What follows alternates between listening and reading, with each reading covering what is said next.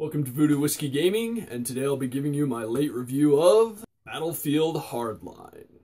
Now I'll start off with the single player. The story is kind of a really standard cop drama movie.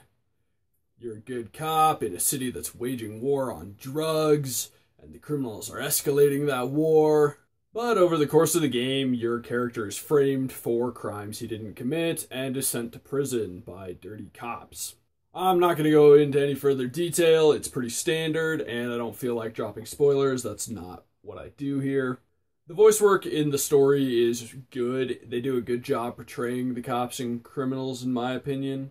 There's more than a few celebrities throughout the game adding their voices, but none of them are A-list unless you count Kelly Hu. Now, in multiplayer, the lines that you hear the criminals say are so agonizingly stereotypical, it's honestly a little painful. You kind of take a step back when you hear them. I mean, as for the controls and gameplay, it's a first-person shooter. You've played these controls before. The only really different mechanic, I would say, is the arrest mechanic is pretty interesting. It allows you to sneak up on guys, take them down, and cuff them without killing them. You also have a taser for that, but it's something different. Beyond that, it's the standard Battlefield mechanics. If you've played a Battlefield, you know what you're getting into. The controls themselves are as tight as you'd expect them to be. They're responsive, but what else would you expect from a franchise that's been around this long? The graphics are good. I don't think they're as awesome as they could be, or maybe I am just still waiting on another game that looks as good as The Order 1886, but they're good. I do want better.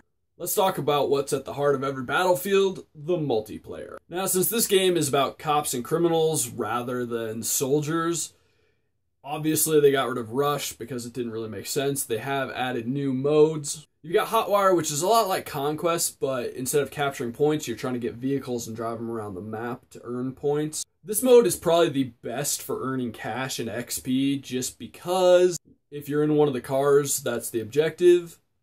You earn just an insane amount just for riding around in it.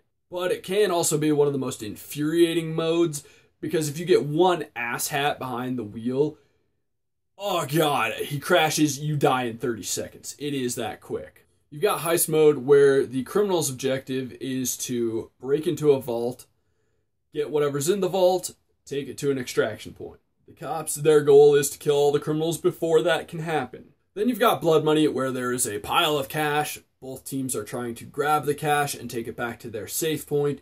You can also jack the opposing team's cash from their safe point, as well as killing them and taking their cash. Then you've got Crosshair mode, where you're either trying to protect or kill a snitch. And then there's Rescue mode, which is pretty self-explanatory.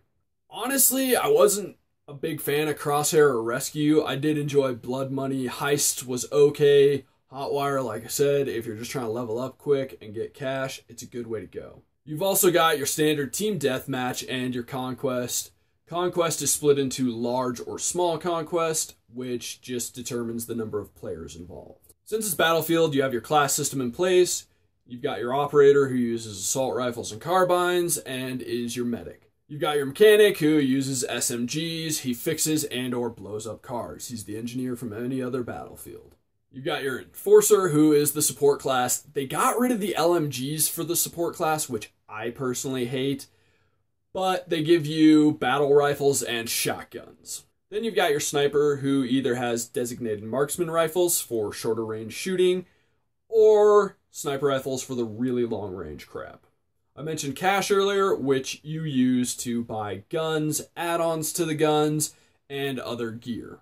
But the reality of it is, I think it's kind of stupid, because you still need to gain XP to unlock stuff for your class or your guns, and then you need the cash to then buy that stuff. So for me, if I'm still leveling up to unlock these things, then why do I need the cash to buy them? Why can't I just unlock them as I level up?